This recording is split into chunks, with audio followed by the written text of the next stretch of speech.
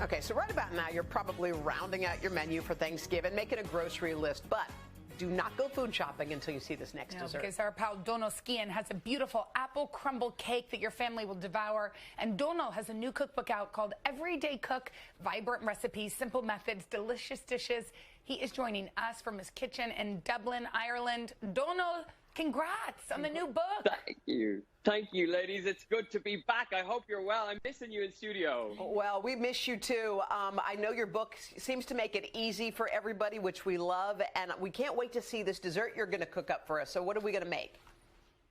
We're going to make an Irish apple crumble cake. The book is filled with family classics, and there's a whole dessert baking section in there that celebrates the sort of things we want to cook around this time of the year. So we're going to make up this Irish apple crumble cake, and the first thing you got to do is soften down your apples. So I'm going to take some peeled, cored, and diced apples, pop in a little bit of water. There's a hot pan over here.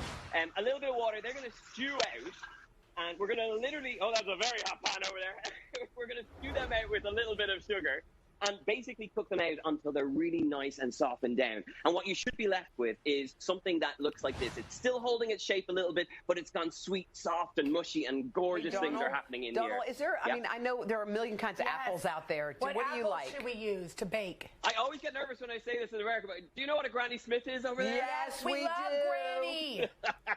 Go with the Granny Smith. It's going to be gorgeous in here. It's crisp, it's tart, but it's still got a bit of sweetness, and it's going to be lovely in this batter. Now, for our batter, I have creamed together some butter and some sugar. I've added my eggs. I've added a little bit of flour in there as well, and we're going to get a stewed apple in alongside a little bit of flour. And now, of course, it's fall. We're thinking of Thanksgiving around the corner. You got to go with a little bit of cinnamon spice in there. So go as heavy as you fancy here. It's really something that works well with apples. And for a little bit of rye, we're going in there with our baking powder. We've got a little bit of flour as well. And basically, you're going to bring that batter together. It's quite a dense but sweet mixture, and it really is a foolproof recipe. Like a lot of the recipes in the book, this is about getting results and making sure that if you go to the trouble of cooking, you're going to get a seriously gorgeous result.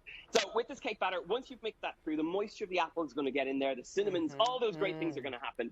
You're going to pop that into 2 springform cake tins with a little bit of parchment paper. It's going to bake off for about 325 degrees Fahrenheit for about 40 minutes until the skewer is clear. And then you're going to have the 4 ingredients that bring together this cake. So I have my cake that is slightly iced. For our icing, you make up a very simple batter. It's just a buttercream frosting. I pop that on top, but the finishing touches of this are the crumble that we're going to create. So I've just with my fingertips pushed together some flour and some butter. To this, we're going to add some chopped hazelnuts and then a nice bit of sweetness in the form of some brown sugar. So get that in there, get that mixed through, and this is going to go into the oven as well. So you get this gorgeous sweet crumble mixture that's going to go beautiful over the top of that. So that's our topping. Into the oven, get that baked off, and you should have something that's crisp and crunchy and gorgeous to place over the top. You bake that stuff? Bake it. Okay, got it. Yes, and it's sweet and it's crisp and it's crunch, and it adds that, because you've got a dense sweet thing going on over here. You're talking about textures and flavors. And the other thing we're going to do is slice up some more Granny Smith, soften it down with some butter and some sugar and a little bit of water, and then you get these beautiful little strands that are going to be part of our decoration on top. But when you have your buttercream frosting, the trick here and what gives a beautiful sweetness is dulce de leche stirred cream. Are you with me, ladies? Are you with me? I love that. So what do you do to make that dulce de leche? Look at that. Buy it. Don't make it. Don't even worry about it. Go and buy it in the store. This is Thanksgiving. You're up to your ears already doing things. You don't want to be making dulce de leche. It's an easy one, but at the same time, let's take the shortcuts that we need around this time of year. So we're going to finish the cake with our frosting that's spread over the top. Those lovely little apple strands, they're going to place in and around here, so you get a bite of sweet apple in every single slice. And then we're going to top it off with our finishing layer over the top. Show us. So look at place that on top, and then literally you build until you have something that looks as phenomenal as this. Now, can you imagine your Thanksgiving table landing that straight on the deck? Really can't. That is beautiful. Oh my God! You've got it. Oh, you're cutting it. Literally. That's really Donal, not did you send us one from Dublin? Just a slice? Are you telling me it didn't arrive? What's going on? It must be stuck in the cargo ship thing. You know what? I'd say Al Roker's has his teeth into it already. Yeah, that's you what's might going be on. right. Donal, thank you so much. What a lovely Thank you, dessert. Donal. To get this recipe, you can head to today.com/food, or you can check out Donal's new cookbook. It's called Everyday Cook. It's at today.com. Thank you, Donal. That looks beautiful. And we'll be back after this. All right, I'm getting tips from the pro, guys, because we have a legend in the house. It's Today Food. We're going to get in the holiday spirit early. Some crowd pleasers for Thanksgiving. I mean, everyone's excited because you have a plate full of cookies, okay? Where's Cookie Monster? This is his day. This is magic. Guys, Christina Tosi, owner of the beloved Milk Bar here in New York, is out with a new cookbook. It is all about cookies. That is, in fact, the title. It's all about the title. Christina, I love it. We've already got our tasters here. You don't do anything like just normal or average. All of your cookies have an interesting twist. Yes, I mean, I love to bake because baking is my way to like get in there, break the rules, make people feel seen. It's like seeing life in color when you bake or when you eat a Milk Bar cookie. Now, are these, because I was just asking you, I'm like make chocolate chip cookies, that's about it, and I was asking for some tips, but are these recipes that, you know, normal people like us can make? 100%. Like for me, the reason I love to write cookbooks and bake and host Bake Club is because I love to feed people cookies, but I love to unleash the baker in everyone as well. So I brought for you one of my favorite recipes from the cookbook. It is a chocolate toffee hobnob. Hobnob. It's a hobnob. It's like a British Oaty biscuit, so consider it a breakfast cookie, right? Okay, yes. So it starts with flour, some salt, and some baking soda. I know you're a baker, so get in there. I try, okay. I've got some butter, some honey, and some sugar going in the mixer. Cream for about 3 minutes. Okay. Then we're going to add your dry ingredients and then some whole oats. Go for it. Okay. And some whole oats that I ground down into sort of a flour-like consistency to give flavor and texture. Can I do it all at once? You can do it all at once. Okay, because sometimes they say do it. And the big, cheer her on. Yeah, thank you. And the big difference when you add the dry ingredients is you just want to mix as little as humanly possible. Okay. A little bit of milk, a little bit of vanilla Like a little extract. combined, that's it. Exactly. Okay. Mixing too much in a cookie gives you like a dense, tough cookie. And for the Milk Bar cookie, you know the classic Milk Bar cookie. It's dense, it's fudgy. We love that. Okay, let's then the cookie dough comes out. Okay. We give it a nice little scoop into these little rounds because when the cookie bakes, it bakes flat and crumbly in a really nice sandy This is a melon baller. I mean, a little small one. It is. Then we make a little bit of a toffee mixture. This is light brown sugar, butter, and a little bit of salt.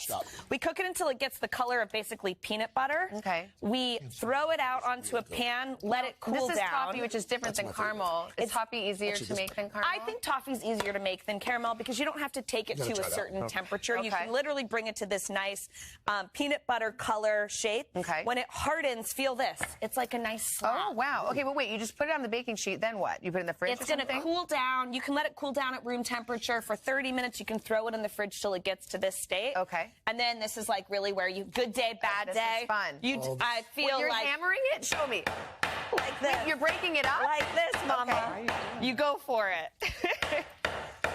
Okay. Oh, this is fun. Anybody else want to So this is, you know, like a classic Milk Bar cookie. It has flavor, but also has texture. So this is what we're going for. That's what we're going for. Okay, fun. Then we're going to dip our beautiful little Oaty cookies into this milk chocolate. Top it with toffee. Okay. So you can go straight in. Now, what you is can take a dumb little question? fork. Did you just melt some chocolate in the microwave or over the double boiler? Either or. You can melt it gently in the microwave. You can melt it over a double boiler till it's nice and glossy like this. You cover it with some toffee, and then you marvel at the cookies you've got. Okay. And I just want to say, if you are like, I'm in over my head at this point, you know that Milk Bar's got you for cookies. Well. The bakeries, milkbarstore.com. We live in a world of cookies, and we live to bring cookies to people's homes. This just looks absolutely delicious. Guys, did you try all of them, and which was your favorite? Insane. Hoda, what do you got? I love the one you just made, and I love that. And I also love that peppermint bark, whatever that is. So that these one peppermint What bark is cookies. I love a peppermint bark. Chocolate, I'm gonna die. caramel, pretzel, peppermint white chocolate. It's coming on the menu. It's insane. Literally, like the countdown has begun. You can go to Milk Bar Store and sign up. But the recipe's in the cookbook. Christina, what's this one? This is confetti cookie. Oh yeah, Oh, that's my favorite. That's like birthday cake. That's what it's all about. This is fair. I'm in a cookie coma. Oh my The God, world me of too. cookies. It's endless, y'all. Oh my gosh. Back up the truck. I'm taking them all home. Thank you so much, Christina. The cookbook is called All About Cookies. You can find this recipe and more at today.com/food. It's time to give them pumpkin to talk about. Food Network star and host of OWN's Lovely Bites, Connie Lovely Jackson, is standing by to sweeten things up with a delicious dessert. Hashtag squash goals. Lovely, how are you today? Happy Thanksgiving. Happy Thanksgiving to you, Dylan. Thank you so much for having me. I'm very excited about this dessert, girl. I can't even tell you how excited I am. I cannot wait to try it. My mouth is watering, and I've already taken a few bites of the ginger snap cookies. But first, I need to start by asking, what's the backstory on your name, Lovely? You know what? I am the youngest of three and the only girl. So, of course, my brothers were a little jealous. So they would say, oh, you think you're so lovely. You think you got everything. You're fabulous. And I would say, yes, I am. So Lovely just, has been with me for a long time, became a professional chef, married the two together, and you get Chef Lovely. I love it. I grew up with two older brothers, and I can tell you right now, they did not call me Lovely. Okay. So I imagine through all this, COVID-19, the pandemic has just brought along so many challenges for you and so many chefs across the country. How have you pivoted to make it work? Just really informing people, reminding them that we want to see our loved ones, we want to see our friends, but we need to keep it safe. We need to keep it smart. And if you do want to dine inside, just make sure that you're following all the rules, washing those hands, wearing your face mask when you can. So I've still been busy. I've still been there with my clients, but following the rules, keeping everyone nice and safe, but keeping their stomachs nice and full. Oh, yeah, absolutely. And I know you pride yourself on keeping things simple but glamorous in the kitchen. So these are recipes that really anyone can make. Why is that so important to you, especially on Thanksgiving when things can sometimes get a little complicated? Yeah, I grew up in the kitchen with my mother, with my family. We sat down and had dinner together every single night. And the holidays were like a tradition for us. So I have wonderful memories connected to food, and making them look good, it makes you feel good. You're taking care of your friends, you're taking care of your family. So anything to alleviating the stress, I'm all about it. And anything that's easy and elegant to really elevate the meal, I'm about that too. Well, I'm standing next to the finished product here of this absolutely gorgeous dessert. So let's get to it. Because this is actually a recipe with ingredients that a lot of people most likely have in the house, right? That's correct. That is correct. It's an easy dessert recipe. No oven, no fancy tools, no crust. So in a large bowl here, this is step one. You cooking with me, girl? I'm cooking with you. I'm so excited I finally get to cook. Fabulous. So 1 15-ounce can of pureed pumpkin. We want to add in those classic pumpkin flavors. So I have about 1.5 teaspoons of pumpkin pie spice. Let's go ahead and add in our pumpkin. If you don't have pumpkin pie spice, what spices are in it? You know what? It's so easy, girl. You can pull together 1/4 teaspoon of cardamom, nutmeg, ginger, and cloves. And that's it. Boom, baby. You got yourself a homemade pumpkin pie spice. I love it. Yeah. So let's go in next with a little dash of vanilla, about a teaspoon. But, I just say pour it till it feels good. Why not? I love some vanilla. Me too. It's so floral. It's so sweet. Okay. Now we want to season this sweet to make the sweet stand out even more. So just a little pinch of salt. Love it. And then to sweeten the deal, 1/2 cup of powdered sugar. This is really good because sometimes when you're using granulated sugar, it leaves that little bit of graininess behind. The powdered sugar is going to whip right in. Nice. Why do you like making this over a pumpkin pie? Because honestly, I live in California. It's really hot. If I don't have to turn on the oven, I don't want to. This does not have to go into the oven. You can make it in advance. And it's going to look really beautiful no matter how long it sits in that refrigerator. And, it's fun to eat, and it looks really stunning as well, with just a little bit of work. All right. So I've got some nice whipped cream here. I'm assuming we're going to fold that in, huh? Yes. So I'm going to set my pumpkin to the side here. Now, I have a CLT, Dylan. I have a Chef Lovely tip for everyone. When you're whisking up your whipped cream, put your bowl and your whisk in the freezer for about 20 minutes. This way, your whipped cream will whip up in no time because everything is nice and filled. Yes. Absolutely. That's good to know. Now I'm rolling up my sleeves for this one, girl, okay? We're going to get in here. Well, now you make me want to do that too. All right. Yeah. So all you want to do is really work this cream back and forth. We're only using about 1 cup of cold cream, so this is going to go by much quicker than you think. Yeah, normally I get out the beaters or I get out, the big 5-ton stand mixer, but you're just doing it by hand. You're putting the sweat into it. Yeah, my friends and family deserve it, right? A little extra work, getting my workout in for the morning time. But if you want to, like we said, you can definitely use your stand mixer, your hand mixer. Okay, about halfway there, we're going to take another half cup of powdered sugar. Mm-hmm. And we're going to just dump that in. Come on, powdered sugar. Didn't want to leave. All right, didn't want to leave that bowl. And then again, that same vanilla that we use in our filling, we're going to add just a little splash of that to our whipped cream as well. Flavor all around the board here. Absolutely. So while you do that, what are you going to be doing for Thanksgiving this year? You know what, Dylan, for Thanksgiving, I'm just going to chill. I'm going to be honest with you. I think it's been, a rough time for everyone. We've all been affected just, in some kind of way here and there. I really just want to enjoy some friends and family, sit back, eat some of my favorites, and then make this delicious pumpkin pie mousse for dessert, girl. Absolutely. So you're doing that. We're actually running out of time, but I want to bring in Megan. She's joining us from Fairfield, Connecticut. Hi, Megan. Happy Thanksgiving. What's your question for Chef Lovely? Hi, Dylan. Hi, Chef Lovely. I'm a huge fan. My question for you is, how do you achieve the perfect mousse consistency? Oh, wow. You know what? It's all about working really quickly here. So I'm going to take some of this cream. I'm actually going to show you.